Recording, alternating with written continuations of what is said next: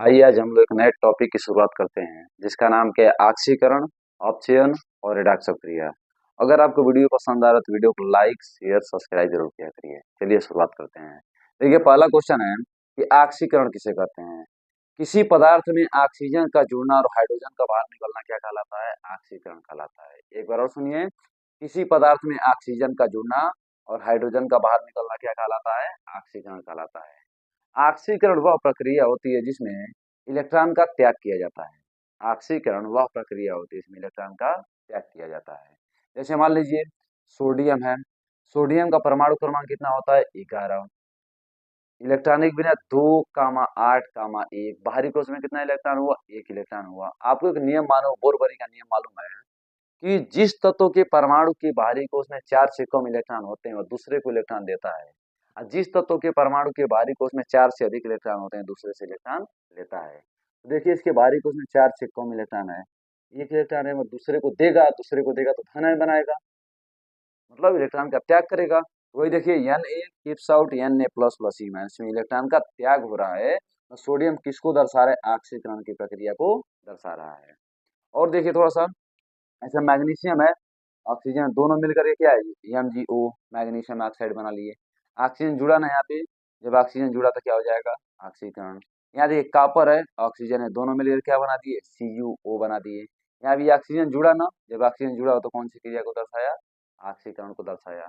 तो सीधा सीधा आप लोग याद रखिएगा, ऑक्सीकरण किसे कहते हैं कि किसी पदार्थ में ऑक्सीजन का जुड़ना और हाइड्रोजन का बाहर निकलना क्या कहलाता है? ऑक्सीकरण कहलाता है।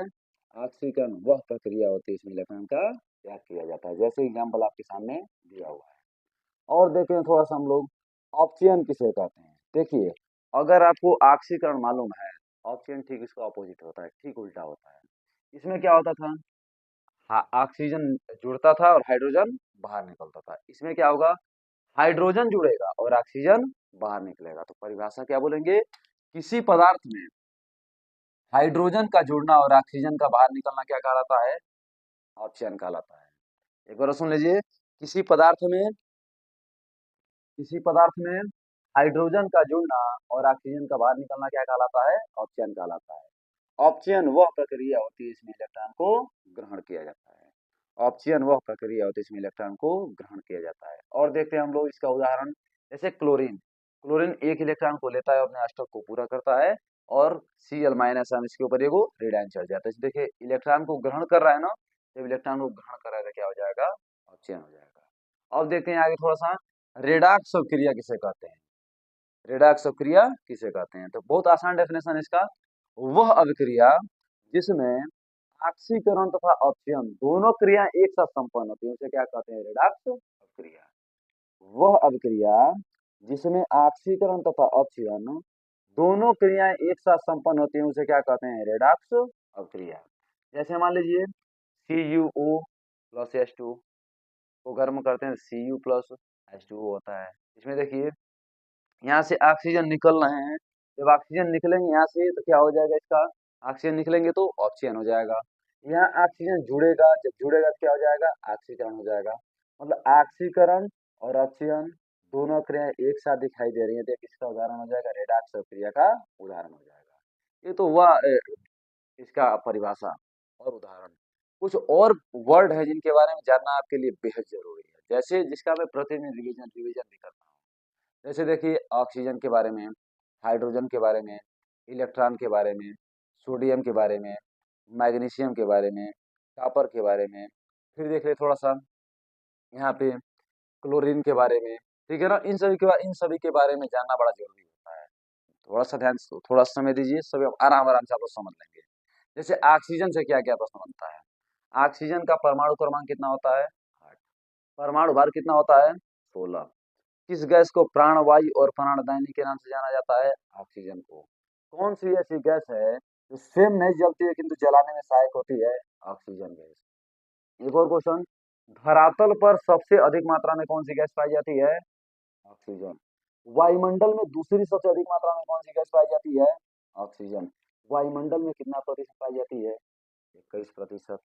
धरातल पर कितना प्रतिशत पाई जाती है? 46.66%। और कुछ जानकारी लेते हैं इसके बारे में। इसका एक अपर रूप है, उसका नाम क्या है? ओजोन। ओजोन गैस का सूत्र क्या होता है? O3।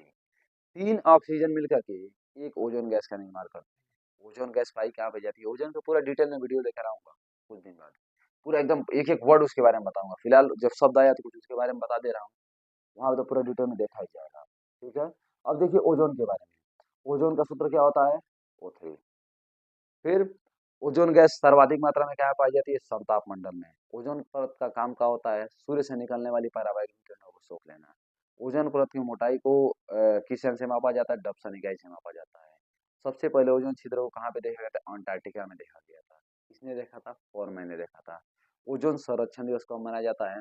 16 सितंबर को मनाया जाता है। 16 सितंबर को क्यों मनाया जाता है? 16 सितंबर 1987 को कनाडा के मॉन्ट्रियल शहर में एक प्रोटोकॉल लगा था, इसमें विश्व में जितने देश हैं सभी देश ने अपने प्रतिनिधि को भेजा था। वहां पे एक दस्तावेज पे सिग्नेचर हुआ था कि ऐसा है कि अब हम लोग CFC क्लोरोफ्लोरोकार्बन गैस का प्रयोग नहीं करेंगे जो ओजोन परत को नुकसान पहुंचा रही है। उसके जगह पे अमोनिया गैस का प्रयोग हो रहा है। ठीक है ना, इसीलिए 16 सितंबर के दिन ही हम लोग ओजोन संरक्षण दिवस के नाम से मनाते हैं। चलिए और देखते हैं थोड़ा सा, ये तो ऑक्सीजन के बारे में। हाइड्रोजन के बारे में भी जानना आपको काफी जरूरी है। हाइड्रोजन से क्या प्रश्न बन सकता है? पहला प्रश्न, सबसे हल्की गैस कौन सी है? हाइड्रोजन। सूर्य के पास सबसे अधिक मात्रा में कौन सी गैस पाई जाती है? हाइड्रोजन। हाइड्रोजन को जलाने में क्या बनता है? पानी। फिर हाइड्रोजन कितने समस्थानिक होते हैं? 3, प्रोटियम, ड्यूटेरियम और ट्राइटियम। फिर उसके बाद इसमें प्रोटियम का होता है 1H1, ड्यूटेरियम का होता है 1H2 और ट्राइटियम या रेडियो सक्रिय हाइड्रोजन का क्या होता है? 1H3। और एक और क्वेश्चन, हाइड्रोजन की खोज किसने किया था? हेनरी कैवेंडिश ने किया था। ठीक है, ये तो हाइड्रोजन के बारे में हुआ। कुछ इलेक्ट्रॉन के बारे में कुछ बेसिक बात जान लेना। अभी अगला टॉपिक जो हमारा होगा ना, शायद कल आ जाए या परसों आ जाए, परमाणु। परमाणु के बारे में जो मैं बताऊंगा, पूरा परमाणु का पोस्टमार्टम करूंगा, खतरनाक एकदम। परमाणु में electron, proton, neutron, positron, neutrino, pi meson, boson, ये सभी होता है क्या है, सबके बारे में पूरा डिटेल में एक एक करके बताऊंगा। फिलहाल एक शब्द है इलेक्ट्रॉन, उसके बारे में कुछ जानकारी मैं आपको दे दे रहा हूँ यहाँ पे। जैसे इलेक्ट्रॉन पे कौन सा आवेश होता है? ऋण आवेश होता है। इलेक्ट्रॉन पे कितना आवेश होता है? -1.6 गुणे 10 की पावर -19 कूलम होता है। इलेक्ट्रॉन की खोज किसने किया था? थॉमसन ने किया था। इलेक्ट्रॉन के आवेश का सफलतापूर्वक निर्धारण सबसे पहले किसने किया था? मिलिकन ने किया था। इलेक्ट्रॉन पाया कहाँ पे जाता है? नाभिक के चारों ओर भिन्न भिन्न दीर्घवृत्तीय कक्षाओं में चक्कर लगाता रहता है। और क्या प्रश्न बनता है इससे?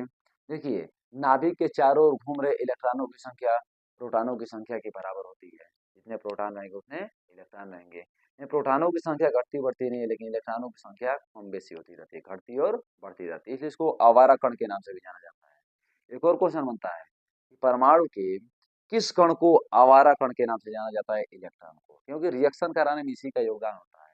यही एक पदार्थ से दूसरे पदार्थ में जाता है और रिएक्शन को करवाता है। ठीक है, ये तो हुआ किसके बारे में? इलेक्ट्रॉन के बारे में। थोड़ा सा सोडियम के बारे में भी जानकारी ले ले रहे हैं। सोडियम क्या? एक क्रिस्टलीय ठोस है। ठीक है, जिसे चाकू से काटा जा सकता है, या सफेद रंग का होता है। इसको मिट्टी के तेल में रखा जाता है। मिट्टी के तेल में क्यों रखा जाता है? क्योंकि मिट्टी के तेल में ऑक्सीजन नहीं पाया जाता है, ये ऑक्सीजन से क्रिया करके तुरंत जलने लगता है। आप पानी में इसको डालेंगे, कूद कूद के उछल उछल के जलने लगेगा। ठीक है, तो आप कह सकते हैं इसको कहाँ रखा जाता है? मिट्टी के तेल में रखा जाता है। मैग्नीशियम के बारे में कुछ जान लीजिए। मैग्नीशियम का परमाणु क्रमांक कितना होता है? 12। परमाणु भार कितना होता है? 24। फिर देखिए और क्या जानकारी, पौधों के पत्तियों में कौन सा अयस्क पाया जाता है? मैग्नीशियम अयस्क पाया जाता है। और देख लेना, और कुछ वर्ड हैं जो आपको जानना बेहद जरूरी है। जैसे मान लीजिए इसमें क्या है? क्लोरीन के बारे में। क्लोरीन के बारे में कुछ प्रश्न जान लीजिए। कौन सी ऐसी गैस जो फूलों का रंग उड़ा देती है? Chlorine gas. क्लोरीन गैस का प्रयोग आप लोग ब्लीचिंग पाउडर के रूप में अब कर रहे हैं, कहाँ पे? पानी के शुद्धिकरण में किया जाता है इसका उपयोग। और देख लीजिए और क्या प्रश्न, क्लोरीन क्या एक अधातु है, इसका परमाणु क्रमांक 17 होता है, परमाणु भार 35.5 होता है। इस तरीके से करके हम लोग आज पूरा ऑक्सीकरण, ऑप्शन और रेडॉक्स प्रक्रिया को समझ चुके हैं। ठीक है ना, इसके बाद और टॉपिक अभी अगले स्लाइड में हम लोग देख रहे हैं। ठीक है, चलिए देखते हैं अगले स्लाइड पे अगले टॉपिक के बारे में। आइए हम लोग एक और नए टॉपिक की शुरुआत करते हैं। इसका नाम क्या है? परिवर्तन। परिवर्तन के बारे में कुछ जानकारी लीजिए। देखिए, परिवर्तन दो प्रकार के होते हैं। पहला होता है भौतिक परिवर्तन, दूसरा होता है रासायनिक परिवर्तन। 2 मिनट केवल आप ध्यान से सुनिए, 2 मिनट में पूरा कॉन्सेप्ट क्लियर हो जाएगा कि भौतिक परिवर्तन क्या होता है, रासायनिक परिवर्तन क्या होता है। पहले परिभाषा सुनिए कि भौतिक परिवर्तन कहते किसको हैं। ऐसा परिवर्तन जिसके कारण किसी पदार्थ की स्थिति में परिवर्तन के पश्चात उस पदार्थ की पहले की अवस्था को प्राप्त किया जा सकता है, उसे क्या कहते हैं? भौतिक परिवर्तन। एक बार और सुनिए, ऐसा परिवर्तन जिसके कारण किसी पदार्थ की स्थिति में परिवर्तन के पश्चात उस पदार्थ की पहले की अवस्था को प्राप्त किया जा सकता है, उसे क्या कहते हैं? भौतिक परिवर्तन। जैसे बर्फ से पानी का बनना, बर्फ को गर्म करेंगे, बर्फ किसमें बनेगा? पानी में बदलेगा। फिर पानी को ठंडा करेंगे, पानी दोबारा किसमें बदल जाएगा? बर्फ में बदल जाएगा। तो बर्फ से पानी का बनना, पानी से बर्फ का बनना किसका उदाहरण हो जाएगा? भौतिक परिवर्तन का उदाहरण हो जाएगा। और देखिए, पानी को गर्म करेंगे, पानी किसमें बदलेगा? वाष्प में। फिर वाष्प को दोबारा ठंडा करेंगे, किसमें बदलेगा? पानी में। तो पानी से वाष्प का बनना, वाष्प से पानी का बनना, यह किसका उदाहरण हो जाएगा? भौतिक परिवर्तन का।